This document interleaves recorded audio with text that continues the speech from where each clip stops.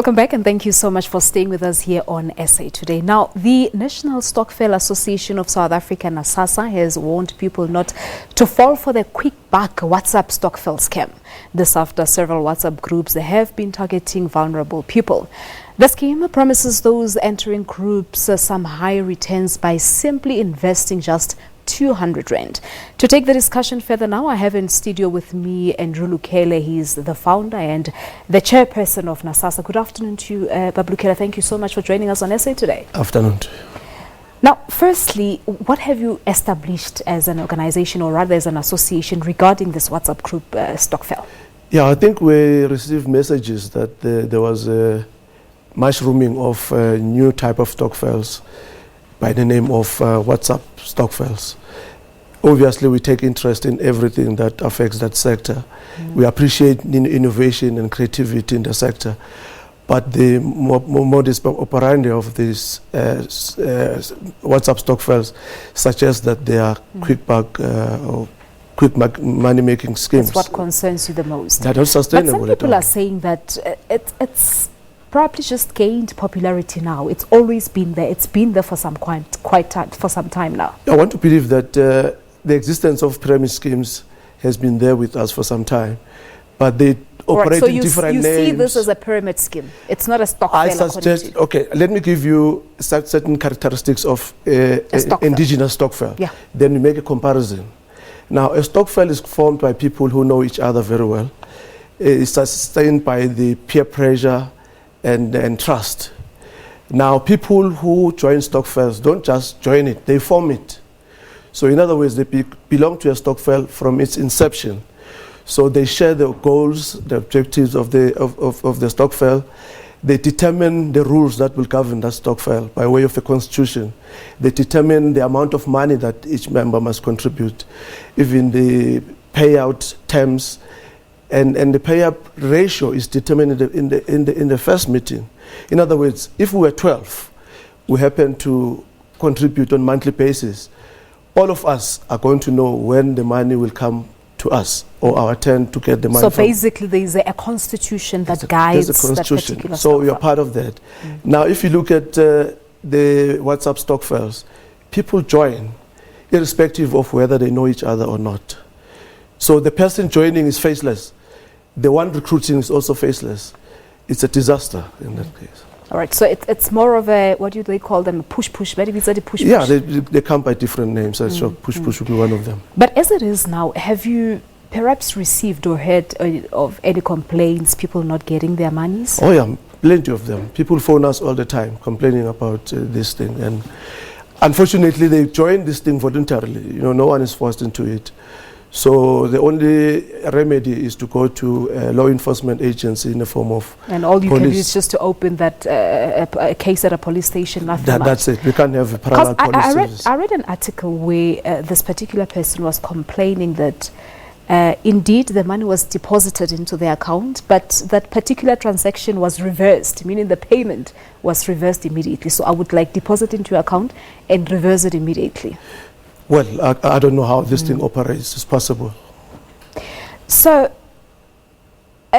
overall, as the association, are you perhaps worried that such pyramid schemes as this one may sort of undermine the legitimacy of the traditional stokvels, which were based on trust, rules, regulations, and regular meetings, as you said? Yeah, we're very worried. Remember, we have about 11 million people in South Africa who happen to belong to these groupings. So stokvels have proven to be beneficial to those who participate in them. We know many case studies of people who have taken kids to schools, universities, and other benefits. So it's a self-help scheme which sustains previously disadvantaged communities. It's a shame that it has to disappear because of quick scheme operators. But is there anything that you can do? Because the word stokvel is used here, as you say, that it's sort of impacting on the traditional stokvels that we know. Well, it's unfortunate that we don't have that copyright to limit what a stokvel is. But we can only talk about what we know an indigenous stokvel to be and distinguish between this and what we know. Yeah, and I've seen on social media a lot of people get very crossed when you, especially those who have joined already, they get very unhappy when you start questioning the operation really of this particular Stokvel. What knowledge do you have? What's the modus operandi of this particular WhatsApp Stokvel? Look, to be honest, we don't want to waste our time to try and study those things that don't exist. But I think it's important to sort of talk about it so that whoever is watching this interview can know that they may fall victim to this particular pyramid scheme. Anything that promises you 30% interest overnight is suspicious.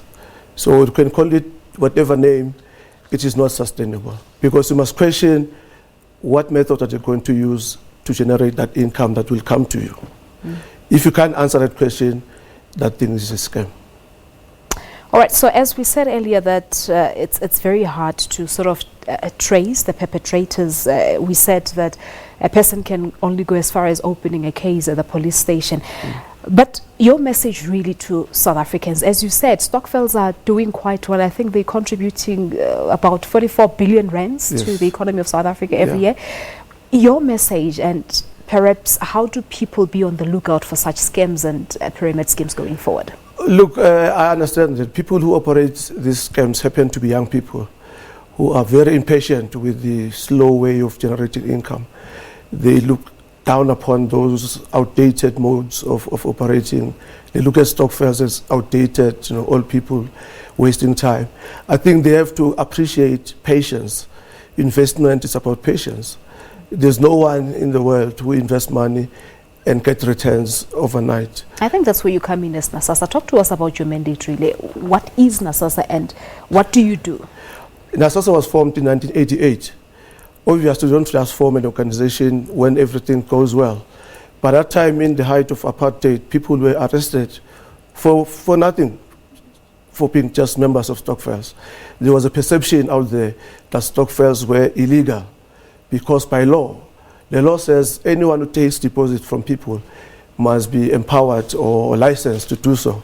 That is why we have banks, we have insurance companies. Stokvels were looked at by the apartheid regime as people who were competing with the banks without licenses. So the police harassment was a concern to those people. It needed to be addressed. It could only be addressed by an association. Now, remember, many Stokvel members put their money in the financial institution one way or the other. You won't believe when I tell you that by the time Nasasa was formed in 1988, in this country there was no bank which had an account dedicated or tailor-made for Stokvels.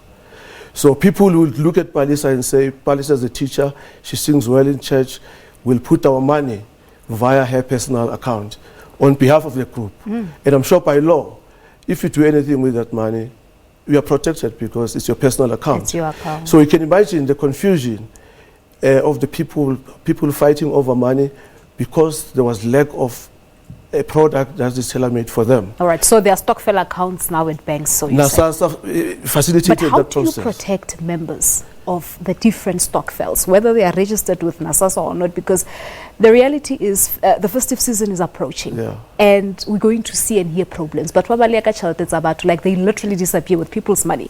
What do we do as members of the different Stokvel Stokvels? members are not different from any other community member. A consumer is a consumer. Stokvel members happen to be consumers, so they need to be exposed to their consumer rights. So as Nasasa, we have roadshows, what we call Stokvel Indaba, where we teach people about financial literacy and to look after their money in a profitable manner. But what challenges do you usually come across from the members? Oh yeah, we talked about December. December is coming. That happens almost everywhere. Yeah, I mean, someone will come into the meeting with the prior knowledge that there will be a distribution. Hence my question to you, should one come across such a challenge, are we protected? Protection is limited. We're talking about 800,000 groups in the country. I doubt if in this country we have police force that could be in any Stokvel come pay day or pay after a year payment. So we can only help members to be on the lookout. Remember, some of the scams are internal or inside job. I cannot sit here and understand what's happening in a Stokvel in White River. So somebody must tell me that there's a stokvel next door, and that person is a member of that particular stokvel. So it's a bit difficult to sort of provide protection to the different individuals within the different look, we can stokvels. do so much. Yeah. Technology, we talk about WhatsApp, it's technology, but we also appreciate the positive side of technology. Today, banking is mobile.